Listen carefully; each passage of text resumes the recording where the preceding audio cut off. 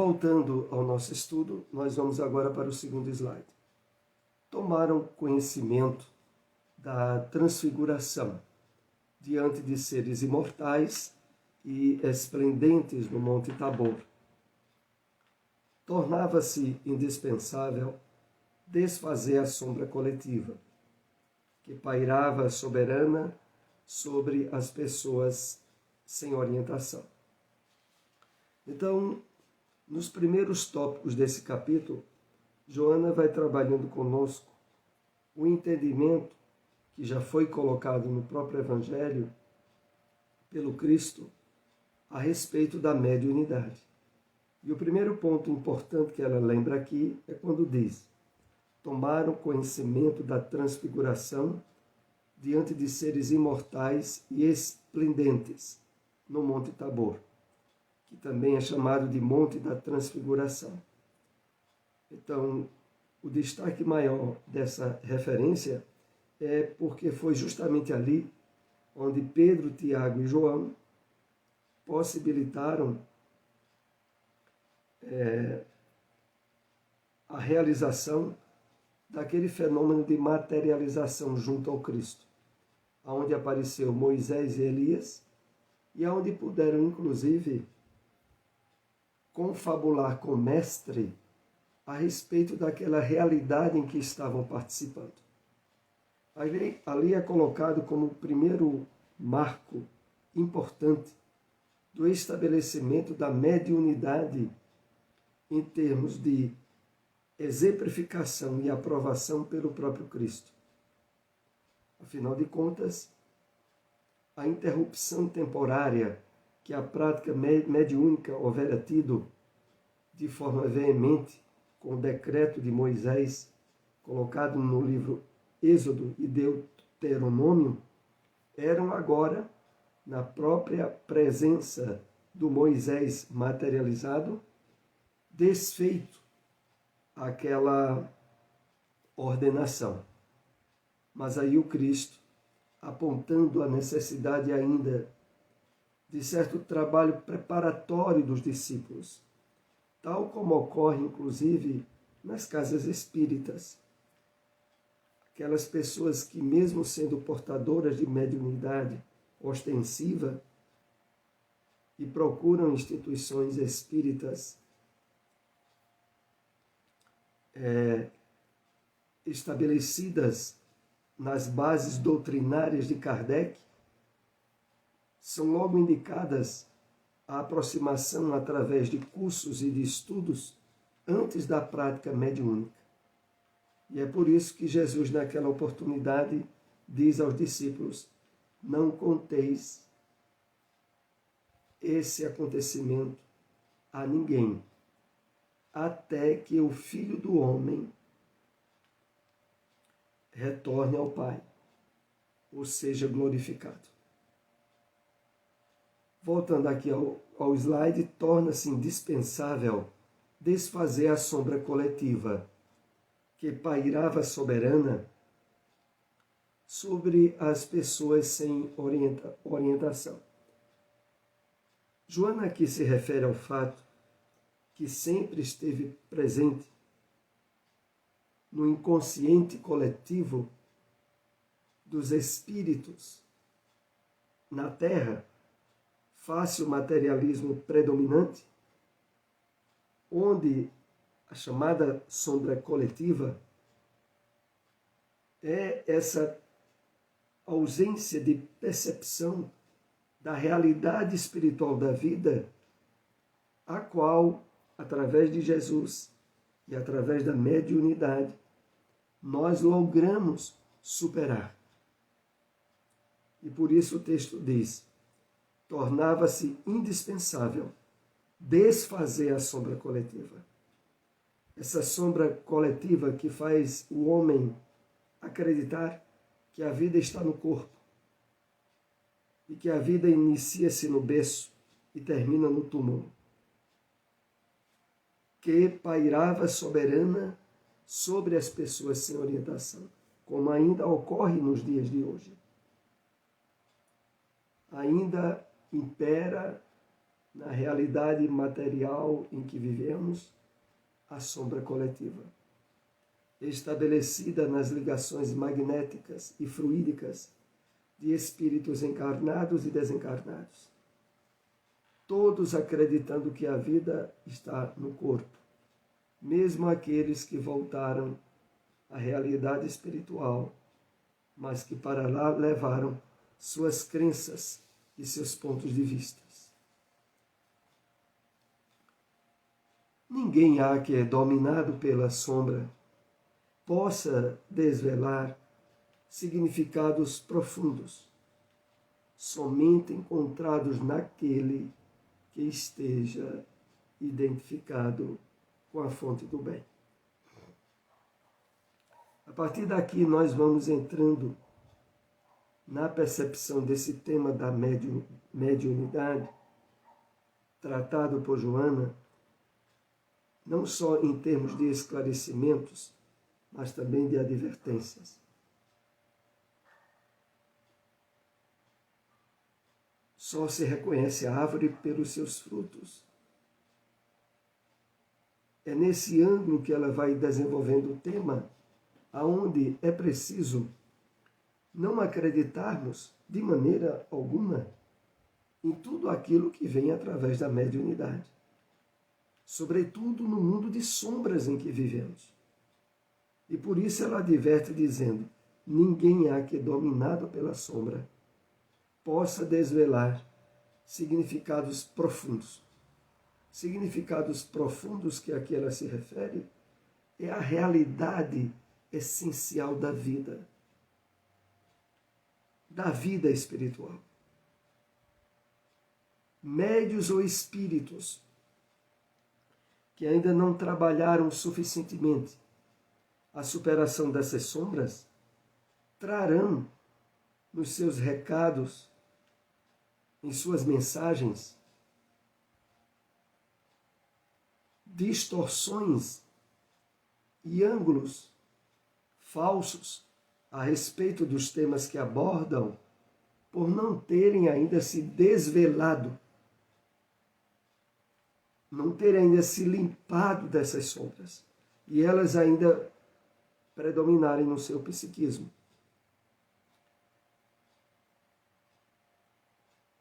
Somente encontrados naquele que esteja identificado com a fonte do bem.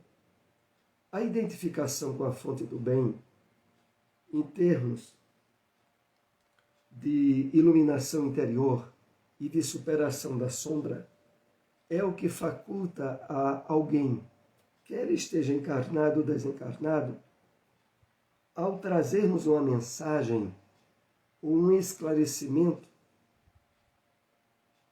está pautado numa linha de equilíbrio e de harmonia com as leis divinas e com a essência da mensagem do Cristo, que é o amor incondicional. A ausência da sombra sempre favorece a presença do conhecimento e do discernimento da ação oposta ao egoísmo, produzindo harmonia interna. Interessante aqui, quando ela vai discorrendo a respeito desse tema, e sempre tratando da chamada sombra. Aliás, desde o início desses nossos estudos do livro Jesus e o Evangelho à luz da psicologia profunda, nós advertíamos que inúmeras vezes estariam sendo enfocados, abordados, aprofundados a questão da sombra, que é aqui outra vez se faz presente no nosso comentário. Então, a ausência da sombra sempre favorece a presença do conhecimento e do discernimento. Por quê? Porque a ausência da sombra significará, para qualquer um de nós, aberturas de percepções e de consciência da vida que antes não tínhamos.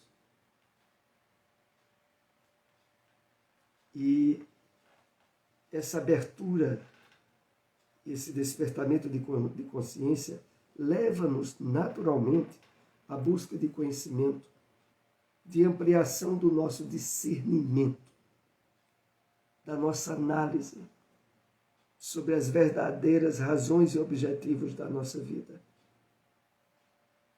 E é nesse viés de objetivos que a psicologia de Joana de Ângeles vai trabalhando em nós a busca da vivência mais pura ou mais autêntica ou destituída de egoísmo, de ego, proposta pelo Evangelho do Cristo, produzindo harmonia interna.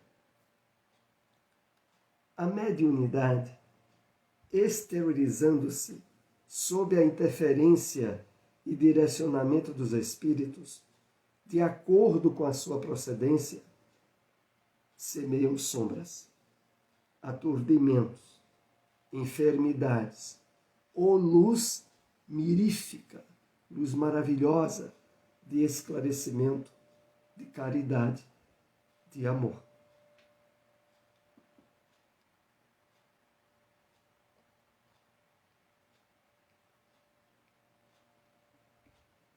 Então, a mediunidade é um instrumento neutro.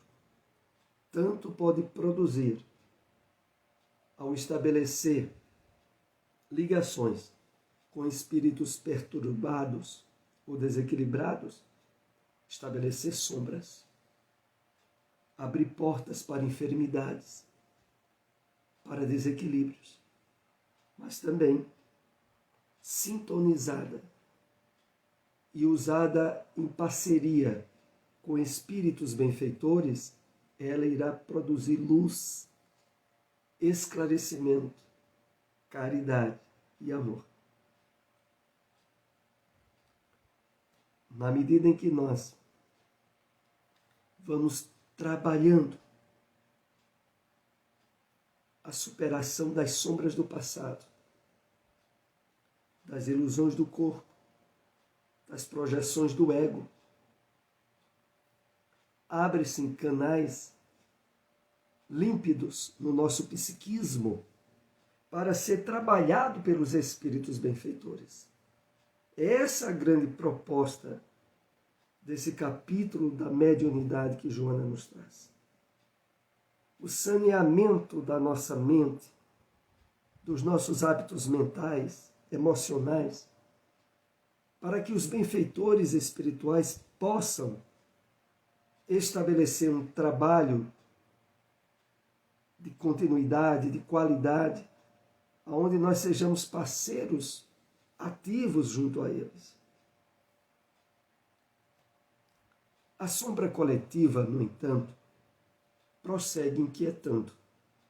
E os indivíduos, assodados pelo ego não superado, esperam o Messias, que os libertem dos vícios, da indolência, sem o alto esforço.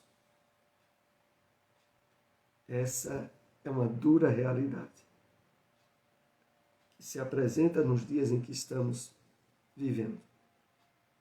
Então, o que se passa?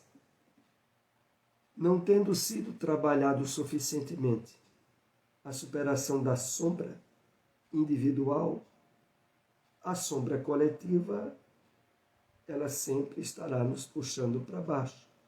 Isso faz com que os indivíduos, as pessoas mesmo espíritas, que não estejam fazendo o esforço, porque este é um esforço individual, ninguém pode fazer por nós, na superação e libertação de vícios, da indolência e da preguiça, que não serão superados sem alto esforço. E não tendo acontecido isso em muitos irmãos de ideal, eles acabam sendo vítimas dessa sombra coletiva que prossegue inquietando.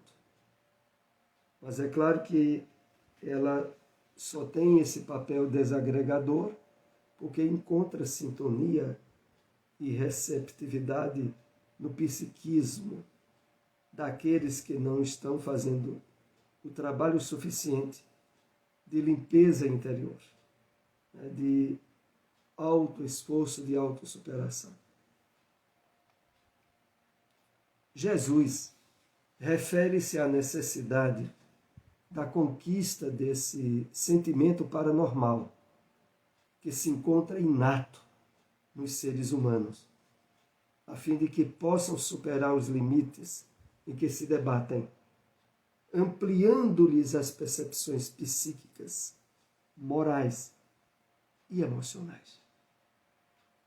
Então aqui, Joana nos lembra alguns aspectos bem importantes. Jesus refere-se à necessidade da conquista desse sentimento paranormal. Curioso aqui, quando Joana, se referindo à mediunidade, ela utiliza sentimento paranormal. Porque ela quer fazer destacar a importância fundamental do nosso envolvimento com o bem, com o Evangelho do Cristo, na prática mediúnica, para que o sentimento esteja presente em nossas ações, em nossos objetivos, referente ao aprimoramento da faculdade mediúnica. E ela continua dizendo que se encontra inato nos seres humanos. Porque todos nós trazemos, de uma forma menor, maior, diversificada, as sementes da mediunidade. E essas sementes, para que elas possam se desenvolver da melhor forma possível, precisam estar no terreno adubado, qualificado, trabalhado para que elas se desenvolvam da forma mais rápida e eficaz possível, a fim de que possam superar os limites em que se debatem, ampliando-lhes as percepções psíquicas, morais e emocionais. Então aí, o objetivo maior desse esforço nosso de autoaprimoramento, que redundará na ampliação das possibilidades paranormais ou mediúnicas que tenhamos. Quando no final ela diz, ampliando-lhes as percepções psíquicas, morais e emocionais. Não há dúvida de que o esforço de estudo, de conhecimento dos detalhes da realidade da vida espiritual, associado ao envolvimento emotivo da prática do bem, da caridade nos seus mais variados aspectos, dulcifica o nosso íntimo e aprimora nossas percepções psíquicas. Torna a nossa intuição mais ativa, não só em perceber e ser sensível às boas orientações dos espíritos benfeitores, mas também para saber discernir as boas intuições daquelas que não são boas, das sugestões obsessivas ou desequilibradas que podem nos chegar à mente. Então, o discernimento, a separação disso, também é resultado desse esforço de autoaprimoramento que estejamos fazendo. E já vamos aqui para o último slide do nosso estudo dessa tarde. É um capítulo que procuramos ser bem concisos. E no último slide, que o capítulo 28 nos traz, diz assim: o ser real, à luz da psicologia espírita, é eterno, experienciando inumeráveis renascimentos físicos e evoluindo no rumo da grande luz, que o impregnará com a claridade da paz. O importante aqui, nesse último texto desse capítulo que aqui estamos compartilhando, é o enfoque de consciência real e desperta que esses estudos de Joana vão nos trazendo sobre o entendimento da imortalidade da alma, das leis divinas. E qual é o enfoque ou o ângulo novo que ela aborda? É aquele aonde desde o presente, desde este momento em que estamos aqui compartilhando esse vídeo, nós possamos despertar nossa consciência para usufruir dessa imortalidade de imediato. Não é quando desencarnar. Muitos espíritas projetam objetivos, realizações e uma série de coisas para depois da desencarnação. Não é assim. Os projetos ideais que nós possamos vir a ter no futuro, no plano espiritual ou em outra encarnação, dependem da qualidade, do envolvimento, da vivência do bem que estejamos fazendo agora, nos dias atuais, na presente encarnação. Deixemos de colocar, de protelar o adiamento de ações, de atitudes no bem e na vivência da caridade e façamos logo. E usufruamos o bem-estar dessa integração nossa desde agora com o Evangelho do Cristo. E é por isso que ela diz aqui: o ser real à luz da psicologia espírita é eterno, experienciando inumeráveis renascimentos físicos e evoluindo no rumo da grande luz, que o impregnará com a claridade da paz. Então, que possamos, dia a dia, estar trabalhando o despertamento dessa consciência, desse eu profundo, do si, para que o nosso dia a dia, o dia presente, seja suficientemente significativo em termos de conquistas espirituais. Evitemos os estados de preocupação com o futuro ou de ansiedade. Transcendamos aspectos que nos levam ao passado, às reflexões do que foi e do que já se passou. E direcionemos ao máximo o nosso olhar e a nossa meta para o presente, para o dia de hoje. E com esse comentário, estou encerrando esse estudo dessa tarde. Lembro a todos que no YouTube, no nosso canal, estará disponibilizado este vídeo. E eu peço àqueles que nos acompanharam, se puderem, compartilhem esse vídeo nas redes sociais. Uma boa tarde para todos.